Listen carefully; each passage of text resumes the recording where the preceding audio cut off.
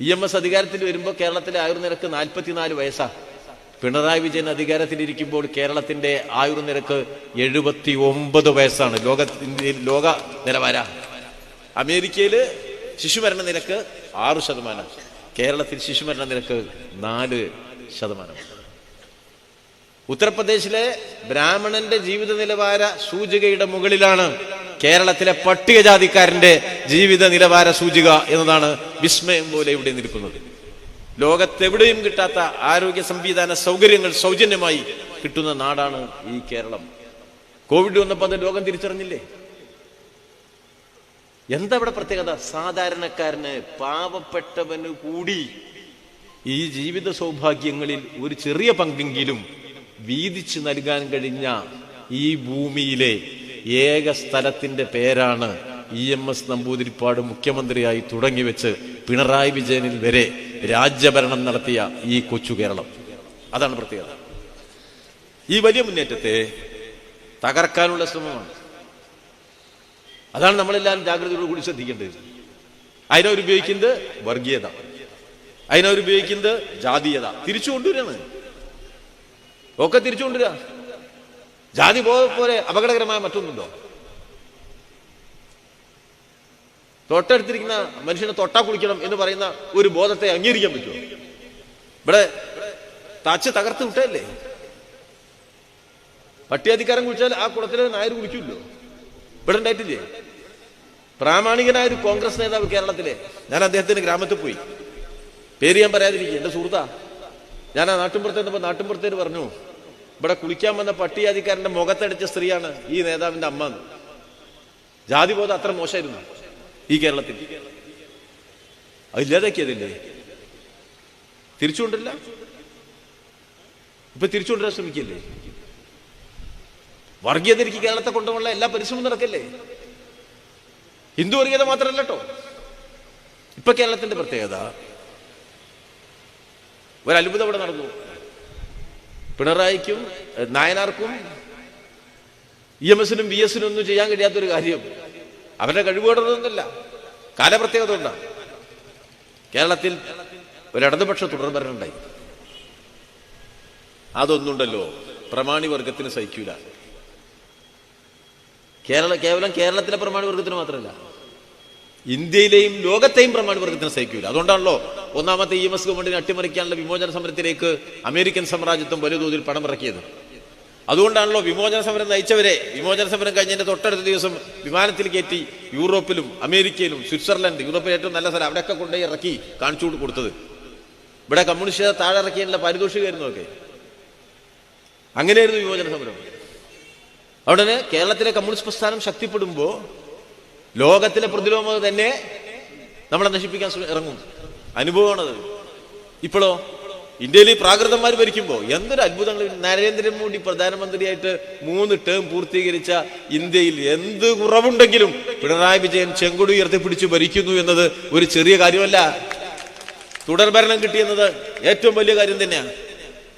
എല്ലാ സ്ഥാപിത താല്പര്യക്കാരനും കാണുമ്പോൾ ചുരുക്കിട്ടോ, നമ്മളെ കാണുമ്പോൾ സഖാവേ ആ സുഖം തന്നെയല്ലേ, അതെ കയ്യൊക്കെ പിടിച്ച് കുലുക്കി. ഇവന്റെ മനസ്സിലുണ്ടല്ലോ, ഞാൻ പോന്നവൻ പറയും ആ ഇവനൊക്കെ പറയാം, 2ാമത് കിട്ടിയിരിക്കുക, 3ാമത് കിട്ടുമെന്ന് വിചാരിച്ച് നടക്കുക, ശരിയോ ചവിട്ടിയാ ശരിയോ, ഇങ്ങനെ മനസ്സിൽ കൈ പിടിച്ച് കുലുക്കുമ്പോഴൊക്കെ വളരെ ലോകിയായിരിക്കും. മനസ്സിൽ ഈ വർഗീയവാദി ചിന്തിക്കുന്നത് ഇങ്ങനെയാ, പ്രതിലോമക്കാരൻ ചിന്തിക്കുന്നത് ഇങ്ങനെയാ. നമ്മളെ കാണും ഇവന്റെ അച്ഛൻ്റെ അച്ഛൻ ആരായിരുന്നു, ഞങ്ങളെ പറമ്പിൽ കുടിയെട്ടി താമസിച്ചോന്നല്ലേ, അങ്ങനെ ഇരിക്കുന്നവരുണ്ട്. മനസ്സിലായെങ്കിൽ ഇവന്റെ പറമ്പൊന്നുമല്ല, ഇവരും വെറുതെട്ടിയതാണ്. ആ പറമ്പിൽ താമസിച്ചോന്റെ പേരക്കുട്ടി ഇപ്പോ കുറച്ചൊരു ജോലിയൊക്കെ കിട്ടി വൃത്തിക്ക് നടക്കുന്നുണ്ട്. അതിന്റെ ചെറിയ കുട്ടി നമ്മളെ പാർട്ടിന്റെ ലോക്കൽ കമ്മിറ്റി സെക്രട്ടറിയാ. ഇവനെ കാണുമ്പോൾ ചിന്ത ഇതൊക്കെ എടുത്ത് ഈ സമൂഹത്തിന്റെ പരിമിതിയായിട്ട് അങ്ങനെയൊക്കെ ആയിരിക്കും സമൂഹം. ഉള്ളിന്റെ ഉള്ളിൽ ഈ ഇടതുപക്ഷ ഗവൺമെന്റിനെ ദുർബലപ്പെടുത്തണം എന്ന ചിന്തയുണ്ട്. ഇനിയും ഒരു ഇടതുപക്ഷ ഗവൺമെന്റ് വന്നൂടാ. ഇടതുപക്ഷ ഗവൺമെന്റ് വന്നാൽ ഈ സ്ഥാപിത താല്പര്യങ്ങൾക്ക് വളരാൻ കഴിയില്ല, ഒരു വർഗീയതയ്ക്കും വളരാൻ കഴിയില്ല. അപ്പോ ഏറ്റവും വലിയ വർഗീയത ഹിന്ദു വർഗീയത, അതിനെതിരെ ഏറ്റവും കരുത്തുറ്റ നിലപാട് കേരളത്തിൽ സംസ്ഥാന ഗവൺമെന്റുകളെ തകർക്കുന്ന നയം കേന്ദ്രം സ്വീകരിക്കുമ്പോൾ ഏറ്റവും മുന്നിൽ വന്ന് സംസ്ഥാന താല്പര്യങ്ങളെ സംരക്ഷിക്കുന്ന കേരളം. കേന്ദ്രം എത്ര വലിയ അവഗണന കാണിക്കുന്നു. സാമ്പത്തിക ഫെഡറലിസം തകർത്തു. ഇന്ത്യയിൽ സംസ്ഥാനങ്ങളുടെ വിഹിതം കുറച്ചു. നികുതി വരുമാനത്തിന്റെ 65% അവർക്ക്, ചെലവിന്റെ 65% സംസ്ഥാനത്തിന്. പ്രസവ ആനുകൂല്യങ്ങൾ കൊടുക്കാൻ പാവങ്ങൾക്കുള്ള പൈസ 14,000 റുപ്യ കേന്ദ്രം തരാന്ന് പറഞ്ഞാൽ ഒറ്റ റുപ്യ കൊടുക്കൂല. കേന്ദ്രത്തിന് വരേണ്ട ഒരു സഹായം തരുന്നില്ല. വീട് നിർമ്മിക്കുമ്പോൾ 4 ലക്ഷം റുപ്യ പിണറായി വിജയൻ, 75,000 റുപ്യ നരേന്ദ്രമോദി.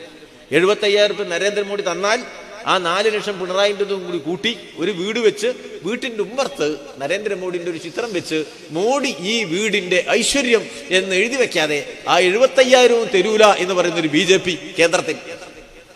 നമ്മൾ ആരോടെങ്കിലും പറഞ്ഞോ 3-3.5 ലക്ഷം വീട് കൊടുത്തപ്പോൾ പിണറായിന്റെ ഫോട്ടോ വെക്കാൻ എവിടെയെങ്കിലും പറഞ്ഞോ? മനുഷ്യന്റെ ആത്മാഭിമാനത്തെ ചോദ്യം ചെയ്യല്ലേ? 28 ലക്ഷം പാട്ടക്കുടിയാനും 4.5 ലക്ഷം കുടികിടപ്പുകാരനും 32 ലക്ഷം മനുഷ്യന് സ്വന്തമായിട്ട് മണ്ണ് കൊടുത്ത ഈ കമ്മ്യൂണിസ്റ്റ് പാർട്ടി ആരോടും പറഞ്ഞിട്ടില്ല ഞങ്ങളുടെ ആരുടെയെങ്കിലും ഫോട്ടോ വെക്കണം, പാർട്ടി നേതാവിന്റെ ഫോട്ടോ വെക്കണമെന്നൊന്നും കമ്മ്യൂണിസ്റ്റ് പാർട്ടി പറഞ്ഞിട്ടില്ല. അവന്റെ അവകാശമാണത്. അവകാശബോധത്തിലേക്ക് അവനെ വളർത്തലാണ്. ഇവിടെ നേരെ മറിച്ച BJP ആ വർഗീയതയ്ക്ക് മറുവർഗീയത എന്ന പേരിൽ നമ്മുടെ നാട്ടിൽ ശക്തമായ മുസ്ലിം വർഗീയത പ്രചരിപ്പിക്കുകയാണ്. ശക്തമായിട്ട് നോക്കിയാൽ കാണാൻ കഴിയുന്നത് ജമാഅത്തെ ഇസ്ലാമിയും ലീഗും സഖ്യത്തിലാണ്. ജമാഅത്തെ ഇസ്ലാമിയും ലീഗും കോൺഗ്രസും സഖ്യത്തിലാണ്. തരാതരം പോലെ BJPയിലേക്ക് ആ സഖ്യം നീട്ടാനാണ്. അതിന്റെ ഗൂഢാലോചനയാണ് ഇവിടെ നടക്കുന്നത്. എല്ലാ വർഗീയതയും സംയോജിച്ച് കേരളത്തിന്റെ പുരോഗമന ഇടതുപക്ഷ അടിത്തറയെ തകർക്കുമെന്നാണ്. ഇവർക്ക് നരേന്ദ്രമോദിയുടെ ജനാധിപത്യ ധ്വംസനത്തോട് വിരോധമില്ല. അമിതാധികാരത്തിന്റെ വഴിയിൽ സംസ്ഥാനാധികാരം കവർന്ന് ഒരു തിരഞ്ഞെടുപ്പും ഒരു രാഷ്ട്രവും എന്ന് പ്രഖ്യാപിച്ച് സംസ്ഥാനത്തെ ഒരു ഗവൺമെന്റിന്റെ ഭൂരിപക്ഷം നഷ്ടപ്പെട്ടാൽ കേന്ദ്രത്തിനോട് ഭരിക്കാൻ കഴിയുന്ന രൂപത്തിലേക്ക് കാര്യങ്ങളെ മാറ്റിയെഴുതി ജനാധിപത്യത്തിന്റെ അടിത്തറ തകർക്കുന്നതിൽ വിദ്വേഷം ഉണ്ടെങ്കിൽ അതിനേക്കാൾ കൂടുതൽ വിരോധം പിണറായിയോടാണ്. എല്ലാം പിണറായിക്കെതിരെ. ആ നിലയിലേക്ക് രാഷ്ട്രീയത്തെ കൊണ്ടുപോകുന്ന ഒരു പ്രവർത്തനം നടക്കുക. ലോക്സഭാ തെരഞ്ഞെടുപ്പിൽ അത് പ്രാവർത്തികമാക്കി. എല്ലാ വർഗീയ ശക്തികളും ഒരുമിച്ചു ഇടതുപക്ഷത്തെ തകർക്കുക എന്ന നിലപാടിലേക്ക് പോയി. ഇനി പഞ്ചായത്തും അടുത്ത നിയമസഭയും വരുമ്പോഴേക്ക് എല്ലാ വർഗീയ ശക്തികൾക്കും സ്വീകാര്യത നൽകാനുള്ള ന്യായീകരണമാണ് UDF നടത്തിക്കൊണ്ടിരിക്കുന്നത്. ജമാഅത്തെ ഇസ്ലാമി ഇത്ര നല്ല മനുഷ്യരുണ്ടോ? ഞാൻ ഇപ്പൊ ഇന്നലെ ലീഗരം പറഞ്ഞപ്പോൾ എനിക്ക് നിൽക്കാം. ജമാഅത്തെ ഇസ്ലാമി പറഞ്ഞാൽ എന്താ, എത്ര നല്ല മനുഷ്യരാ. 10 ആള് കൂടിയാൽ വൈക്കേ ഒരു കൂല, ഒച്ചത്തിൽ സംസാരിക്കൂല. മനസ്സിലായോ? വർഗീയവാദി എന്തിനാ ഒച്ചത്തിൽ സംസാരിക്കേണ്ട കാര്യം? കത്തിരുത്ത് കുത്തിയാ പോരെ, അതിന് സംസാരിക്കണം. തീവ്ര വർഗീയത മൂത്തിന് കത്തിരുത്ത് കുത്താൻ സംസാരിക്കേണ്ട കാര്യമുണ്ടാ? പലരും അങ്ങനെയാ. ഇവൻ വർഗീയവാദിയാണെന്നും ഇപ്പം കൊലപാതകം നടത്തിയ ആളാണെന്നും നമ്മളറിയില്ല. പിന്നെ ആയിരിക്കും ആശയല്ലേ പ്രധാനം. ഒരാശയത്തിന്റെ ബലത്തിലല്ലേ. ഞാനിപ്പോ ഒരാളോട് നേരിടേണ്ടി വന്നാൽ നേരിടാനുള്ള കരുത്ത് എന്റെ സ്വന്തം കരുത്താണോ? അല്ല. ഞാൻ ചേർന്ന പ്രസ്ഥാനം എനിക്ക് കരുത്താ. എന്റെ ആശയപ്രകടനത്തിൽ, അഭിപ്രായ പ്രകടനത്തിൽ എതിരാളിയോട് നേരിടേണ്ടി വന്നാൽ കടന്നാക്രമണത്തിന്റെ മുന്നിൽ ഞാൻ നിൽക്കുന്നത് എന്റെ പാർട്ടി നൽകിയ ആത്മവിശ്വാസത്തിന്റെ കരുത്തിലാണ്. ഞാൻ വിശ്വസിക്കുന്ന പ്രത്യയശാസ്ത്രത്തിന്റെ കരുത്തിലാണ്. എന്റെ സ്ഥാനം ഞാൻ അവിടെയാണ് നിശ്ചയിക്കുന്നത്. വർഗീയവാദി, മതമൗലികതാവാദി, അവന്റെ പ്രത്യയശാസ്ത്രം എത്ര ആപത്കരമാണ്. ആശയത്തോടല്ലേ ഏറ്റുമുട്ടുക. എന്ത് വലിയ ന്യായീകരണമാണ് ജമാഅത്തെ ഇസ്ലാമിക്ക് ലീഗ് കൊടുക്കുന്നത്. അത് മറ്റു മതങ്ങളെ അംഗീകരിക്കുന്ന പ്രത്യയശാസ്ത്രമാണോ? ഹിന്ദുവിന് തുല്യത അനുഭവിച്ചു കൊടുക്കുന്ന പ്രത്യയശാസ്ത്രമാണോ?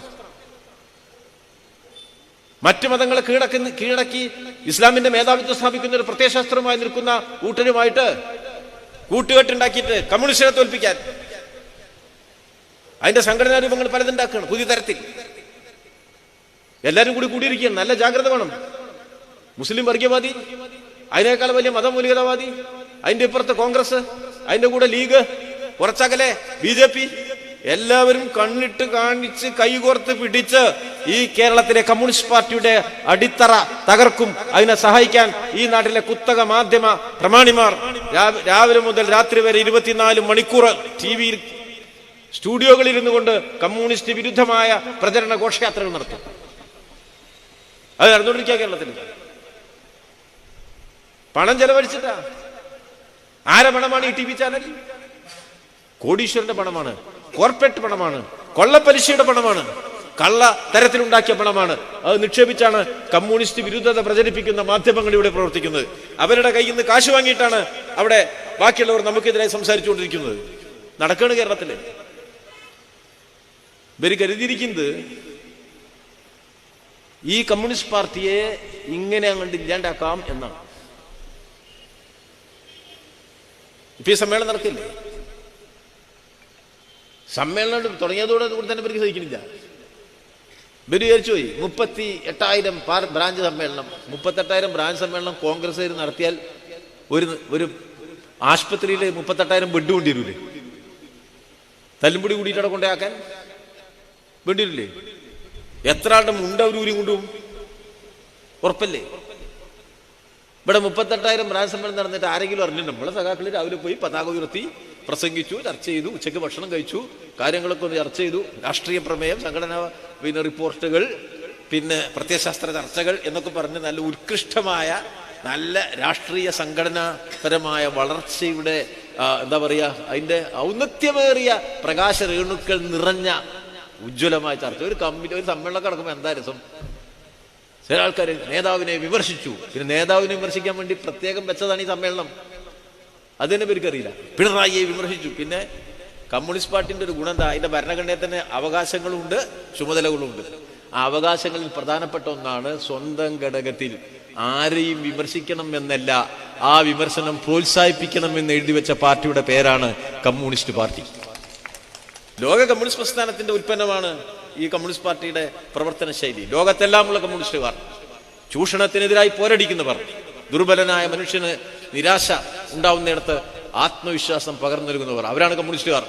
ആ സമർപ്പിതമായ കമ്മ്യൂണിസ്റ്റ് ജീവിതം എന്നത് പൂർണ്ണമായി ഒരു സംശയാർക്കും വേണ്ട, സമർപ്പിതമായ കമ്മ്യൂണിസ്റ്റ് ജീവിതം പാവപ്പെട്ടവനും വേണ്ടി സമർപ്പിച്ചതാണ്, സമൂഹത്തിലെ അതിദരിദ്രനും ദുർബലനും വേണ്ടി സമർപ്പിച്ചതാണ്. ആ ബോധത്തോടു കൂടിയാണ് ഞങ്ങൾ കമ്മ്യൂണിസ്റ്റ് പാർട്ടിയുടെ സമ്മേളനത്തിൽ ഇരിക്കുന്നത്. ഞങ്ങളുടെ പാർട്ടിക്ക് ഒരു പോറലേൽക്കാതെ കാത്തു രക്ഷിക്കേണ്ടത് ഈ നാടിന്റെ ആവശ്യമാണെന്ന ഉറച്ച വിശ്വാസത്തോടെ ദുർബലരോടുള്ള പ്രതിബദ്ധതയിൽ പാർട്ടി പ്രവർത്തിക്കുക. അങ്ങനത്തെ കമ്മ്യൂണിസ്റ്റ് പാർട്ടിയുടെ സമ്മേളനത്തിന്റെ ആവശ്യമായ ചർച്ചയും കാര്യങ്ങളും ഒക്കെ നടക്കും. എല്ലാവരും പാർട്ടി അംഗങ്ങളൊന്നുമല്ല, എല്ലാവർക്കും ഒന്നും അംഗങ്ങളാവാൻ കുറേ പ്രയാസം ഉണ്ടാവും. അവരും സമ്മേളനത്തിന് വരും. അതിനാണ് ഒരു ബാൻഡൊക്കെ വെച്ച്. അവരും സമ്മേളനത്തിന് വരും. അവർ വളണ്ടിയർമാരായിരിക്കും. അവരും സമ്മേളനത്തിന് വരും, നമ്മുടെ പുതിയത്തിൽ പങ്കെടുക്കും. അവരുടേതാണ് ഈ പാർട്ടി. അവർ ഈ പാർട്ടിയുടെ ഉടമസ്ഥന്മാരാ. അങ്ങനെ പാർട്ടി സമ്മേളനം അത് നടക്കുക. അപ്പൊ ഇങ്ങനത്തെ ഒരു മൈതാനം കിട്ടിയില്ല. അപ്പൊ റോട്ടൊക്കിൽ ഒരു പൊതുയോഗം വെച്ചു. സഹിച്ചൂടാ, അയ്യോ റോട്ടൊക്കിൽ മാർക്സിസ്റ്റ് പൊതുയോഗം വെച്ചു. കാറ് പോവാത്ത റോട്ടിൽ സ്റ്റേജ് കെട്ടി, കുടുങ്ങിയില്ലേ മനുഷ്യൻ? ഏതോ റോട്ടൊക്കിൽ സ്റ്റേജ് കെട്ടിയാ തുടങ്ങിയില്ലേ? അപ്പോഴേക്കും മറ്റേ കേസ് സുപ്രീം കോടതിയിലേക്ക്. എന്തിനും ഇവിടെ ഒരു ലോക്കൽ സമ്മേളനത്തിന്റെ പൊതുയോഗത്തിന് സ്റ്റേജ് കെട്ടി സുപ്രീം കോടതിയിൽ പോയി കേസ് എടുക്കുക. എന്താ കാര്യം? അങ്ങനെയൊക്കെയാണ്. വലിയ പബ്ലിസിറ്റി കിട്ടും. എന്തൊരു ട്രാഫിക് ജാം! അല്ലെങ്കിൽ ഇവിടെ ട്രാഫിക് ജാം ഉണ്ടാവില്ലേ? ഇപ്പൊ ഇന്ന് ഇവിടെ ഒരു ട്രാഫിക് ജാം ഉണ്ടായി നമ്മളെ പൊതുയോഗത്തിൽ നിന്ന്. അല്ലെങ്കിൽ കേച്ചേരിയിൽ ട്രാഫിക് ജാം ഉണ്ട്. ഞാൻ അതിലെ പോകണ്ടേ? ഞാൻ ഇടയ്ക്കാണെങ്കിൽ 10 മനുഷ്യൻ പോകുമ്പോൾ എത്ര സ്ഥലം പോരെ? 10 കാർ പോകാൻ എത്ര സ്ഥലം വേണമെങ്കിലും ആലോചിച്ച് നോക്കിയേ. അത് ആരും പറയുന്നില്ല. ഇവരെല്ലാവരും കൂടി കാർ പോകേണ്ട കാര്യമുണ്ട്. നടന്നു പോയപ്പോഴേ എന്താ പണ്ടൊക്കെ നമ്മൾ നടന്നു പോയില്ലേ? ഇത്ര കാറ് വേണമെന്ന് നിങ്ങൾ ആരെയും ചോദിക്കില്ല.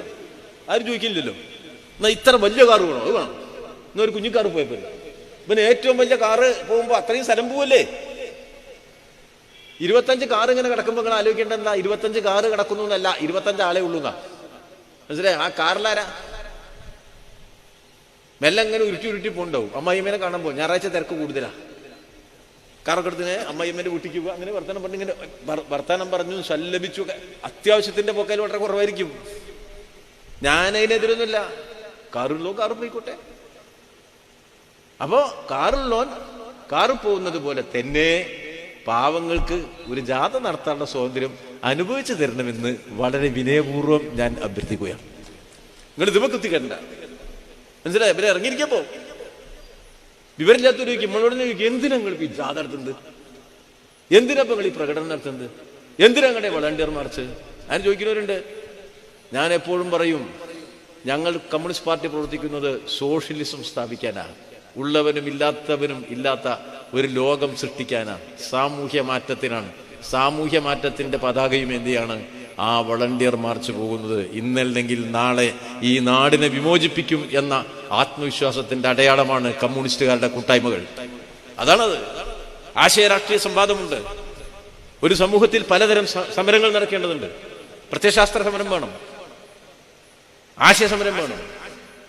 ആശയ സമരത്തിന്റെയും പ്രത്യയശാസ്ത്ര സമരത്തിന്റെയും രാഷ്ട്രീയ സമരത്തിന്റെയും വേദിയാണ് കമ്മ്യൂണിസ്റ്റ് പാർട്ടിയുടെ സമ്മേളനങ്ങൾ. സമൂഹത്തിന്റെ പൊതുബോധത്തെ പുരോഗമനപരമായി പരിവർത്തനം ചെയ്യിക്കാൻ ആവശ്യമായ എല്ലാം കലരുന്നത് കൂടിയാണ് കമ്മ്യൂണിസ്റ്റ് പാർട്ടി സമ്മേളനങ്ങൾ. അത് നയപരമായ തീരുമാനങ്ങൾ എടുക്കും, പ്രത്യയശാസ്ത്ര തീരുമാനങ്ങൾ എടുക്കും, സമൂഹത്തെക്കുറിച്ച് അതിന്റെ മാറ്റങ്ങളെക്കുറിച്ച് സജീവമായി ചർച്ച ചെയ്യില്ല. അതല്ലേ വേണ്ടത്. ഈ മാറുന്നൊരു ലോകത്ത് നമ്മൾ ജീവിക്കുന്നത്. ഇരിക്കുന്ന സമയത്ത് മുഴുവൻ ചർച്ച നരകം എങ്ങനെ, അതൊന്നും ഇല്ല കേട്ടോ. ആ ചർച്ച നമ്മളെ പാർട്ടിയിലില്ല. നരകം എങ്ങനെയെന്ന ചർച്ച ഒറ്റ പാർട്ടി സമ്മേളനത്തിലില്ല. വേറെ ചിലരുണ്ട്, മരിച്ചു പോയുള്ള കാര്യം മാത്രമേ പറയുള്ളൂ, ജീവിച്ചിരിക്കുന്ന കാര്യം ഒന്നും പറയില്ല. മനുഷ്യപ്പ ശ്രമിക്കുന്ന എന്തിനാ? മരിക്കാണ്ടിരിക്കാനാ. പണ്ടത്തെ ആ ഒരു നിരക്ക് എത്രയാ? 25, 30, പിന്നെ 40, 45, ഇപ്പൊ എത്രയാ? 80, 90. മനസ്സിലായില്ലേ? വടി കുത്തിപ്പിടിച്ച് ആരെങ്കിലും ഈ സമ്മേളനത്തിന് വന്നോ? ആരെങ്കിലും ഉണ്ടോ? എല്ലാവരും എന്തെങ്കിലും വരെ പ്രയാസം അങ്ങനത്തെ അല്ലാതെ പ്രായം കൂടി വടി കുത്തിപ്പിടിച്ചോ ആരും ഇല്ലപ്പോ. പെൻഷൻ പറ്റിയ ആളെ കണ്ടാൽ തിരിച്ചറിയില്ല. കല്യാണം കഴിക്കാൻ പോയിരിക്കും, നല്ല ആരോഗ്യ, മുടി കറുപ്പിച്ച് ഇങ്ങനെ പോകണ്ടോ. പെൻഷൻ പറ്റിയ മാഷ് മാത്രമല്ല, പെൻഷൻ ആരോഗ്യണ്ടേ. 30 വയസ്സിൽ ജോലി കിട്ടി, 55 വയസ്സിൽ പിരിഞ്ഞു, 25 കൊല്ല, മനസ്സിലായോ? ജോലി ചെയ്ത് പിന്നെ 85 വയസ്സിൽ മരിച്ചു പറഞ്ഞാൽ 30 കൊല്ല പെൻഷൻ. അങ്ങനെ നമ്മുടെ നാട് ഇനി അതിനേക്കാൾ കൂടും. AI ടെക്നോളജി കണ്ടുപിടിച്ചിരിക്കുക. ആ ടെക്നോളജിയുടെ ഏറ്റവും വലിയ നേട്ടം എല്ലാ കാര്യത്തിലും ഞാൻ പോലില്ല, ആയുർനിരക്ക് കൂടും. ഒരു 25 കൊല്ലം കഴിഞ്ഞാൽ ശരാശരി ആയുസ് 100 ആവും. മനസ്സിലായി നിങ്ങൾ? കേച്ചേരിന്ന് മറ്റേ പന്നിത്തരത്തേക്ക് നടന്നു പോണ ആളുടെ പ്രായം നോക്കിയാൽ 100 വയസ്സ് കഴിയും ബിസി ഇങ്ങനെ പോകുന്നുണ്ടാവും. പിന്നെ ഒരു 25 കൊല്ലം കഴിഞ്ഞാലോ 150 വയസ്സ്. മനസ്സിലായി നിങ്ങൾ? അങ്ങനെ ലോകം മാറാൻ പോവാണ് എന്ന് വരുമ്പോൾ നരകത്തിനെ കുറിച്ച് പേടിക്കേണ്ട വല്ല കാര്യമുണ്ടോ? മാറുകയാണ്. സാങ്കേതിക വിദ്യയാണ്, പുതിയ കാലാണ്, പുതിയ ശാസ്ത്രമാണ്, ശാസ്ത്ര നേട്ടങ്ങളാണ്. ലോകമുണ്ടായത് എങ്ങനെയെന്ന് കണ്ടുപിടിച്ച ശാസ്ത്രജ്ഞൻ ആ കണത്തിന് നൽകിയ പേര് ദൈവകണം എന്നാണ്. അതാണ് മാറ്റം. അത്തരം പരിഷ്കൃതമായ ഒരു സമൂഹത്തിന്റെ വേഗതയേറിയ പുരോഗതിയുടെ സൂക്ഷ്മാംശങ്ങളെ കുറിച്ചുള്ള തിരിച്ചറിവ് സാധാരണ മനുഷ്യന് കൂടി ഉണ്ടാക്കാൻ സഹായകരമായ രൂപത്തിലുള്ള ചർച്ചകളും സംവാദങ്ങളും ഒക്കെ നടത്തുന്ന, കളിമണ്ണിൽ നിന്ന് ശില്പി സൂക്ഷ്മ വിഗ്രഹം നിർമ്മിക്കുന്നത് പോലെ അതിസാധാരണക്കാരനായ മനുഷ്യനിൽ നിന്ന് ലോകത്തെ പരിവർത്തനം ചെയ്യാനുള്ള ആത്മവിശ്വാസത്തിന്റെ കരുത്ത് നിർമ്മിക്കുന്ന പാർട്ടിയുടെ പേരാണ് കമ്മ്യൂണിസ്റ്റ് പാർട്ടി. ആ പാർട്ടിയുടെ സമ്മേളനമാണ് നടക്കുന്നത്. ഏത് ചടങ്ങിൽ പങ്കെടുത്താലും ആത്മാഭിമാനമാണ്. വളണ്ടിയർ ആയാൽ, പ്രകടനത്തിൽ വന്നാൽ, 5 മിനിറ്റ് കണ്ട് നോക്കിയാൽ ആ മനുഷ്യന് പോലും ഞങ്ങൾ നൽകുന്നത് ഈ സമൂഹ തിന്മകളെ ഇല്ലാതാക്കാമെന്ന ആത്മവിശ്വാസത്തിന്റെ കരുത്താണ്. ആ കരുത്തിൽ ചെങ്കൊടികളുമായി കേരളത്തിലെ CPIM, ഇന്ത്യയിലെ CPIM പ്രവർത്തിക്കുകയാണ്. വലിയ പ്രയാസങ്ങൾ നേരിട്ടതാണ്. ഇപ്പോഴത്തതുപോലെ ആയിരുന്നില്ല. ഒറ്റപ്പെട്ട് ഒരാളായി, 5 ആളായി, 3 ആളായിട്ടൊക്കെ പ്രവർത്തിച്ചൊരു പാർട്ടിയാണ്. ഒരു 5 കൊല്ലം പ്രവർത്തിച്ച് 55 ജയിൽ പോകും. പണ്ട് അങ്ങനെയായിരുന്നു. 48 ജയിലിലായിരുന്നു, 42 ജയിലിലായിരുന്നു, 45 പുറത്തേക്ക് വന്നു, 48 ജയിലിലായിരുന്നു, 51 പുറത്തേക്ക് വന്നു, 62 ജയിലിലായിരുന്നു, 65 പുറത്തേക്ക് വന്നു, 77 ജയിലിലായിരുന്നു, 75 പുറത്തേക്ക് വന്നു. ഓരോ ഇടവേളകളിലും ജയിലിലേക്ക് പോയിക്കൊണ്ടിരുന്ന ഒരു പാർട്ടിയാണ് കമ്മ്യൂണിസ്റ്റ് പാർട്ടി. 29 MLA-മാർ ജയിലിൽ കിടന്നാണ് ഈ CPIM-ന്റെ MLA-മാർ 1965 ജയിച്ചത്. 29 പേർ ജയിലിൽ കിടന്ന സഖാവ് അനിരുദ്ധന് പകരം 4 വയസ്സായ സഖാവ് സമ്പത്താണ് തിരുവനന്തപുരം നഗരത്തിലൂടെ ജയിലിൽ കിടക്കുന്ന എൻ്റെ അച്ഛന് വേണ്ടി അരിവാൾ ചുറ്റുകയിൽ വോട്ട് രേഖപ്പെടുത്തുക എന്ന് പ്രസംഗിച്ചുകൊണ്ട് നടന്നത്. ചരിത്രത്തിന്റെ ഭാഗമാണത്. ആ നിലയിൽ കടന്നു വന്നതാ. വലിയ ഏറ്റുമുട്ടലുകളാ RSS-കാരും കോൺഗ്രസ്സുകാരും പോലീസുകാരും കമ്മ്യൂണിസ്റ്റ് വിരുദ്ധന്മാരും ഗുണ്ടകളും ക്രിമിനലുകളും കടന്നാക്രമിച്ച് തോൽപ്പിക്കാനാവാതെയാണ് ഈ പാർട്ടി വന്നത്. അതിന്റെ വളർച്ചയിലെ ഏറ്റവും തിളങ്ങുന്ന നാടിന്റെ പേരാണ് കേരളം. കേരളത്തിലെ കമ്മ്യൂണിസ്റ്റ് പാർട്ടിയുടെ അടിത്തറ ഇല്ലാതാക്കി മായ്ച്ചു കളയും എന്ന് പ്രഖ്യാപിച്ച് പ്രവർത്തിക്കുന്ന എല്ലാ പ്രതിലോമകാരികളോടും പറയാനുള്ളത് കീഴടങ്ങില്ല, നിങ്ങളെ തോൽപ്പിക്കുക തന്നെ ചെയ്യുമെന്നാണ്. ആ പോരാട്ടത്തിന്റെ പാർട്ടിയിൽ അണിനിരന്ന് ഈ സമ്മേളനം വലിയ വിജയമാക്കാൻ സമ്മേളനാനന്തരമുള്ള ദിവസങ്ങളിൽ ഈ കേരളത്തിലെ പ്രതിലോമത ഉണ്ടാക്കിയ അവരുടെ കാരിരുമ്പിന്റെ കരുത്ത് എന്നവർ ധരിക്കുന്ന ആ കൂട്ടായ്മ, അതിനെ തകർക്കും ഞങ്ങൾ എന്ന് പ്രഖ്യാപിക്കുന്ന വലിയ പ്രവർത്തനത്തിലേക്കാണ് CPIM മുന്നേറാൻ പോകുന്നത്.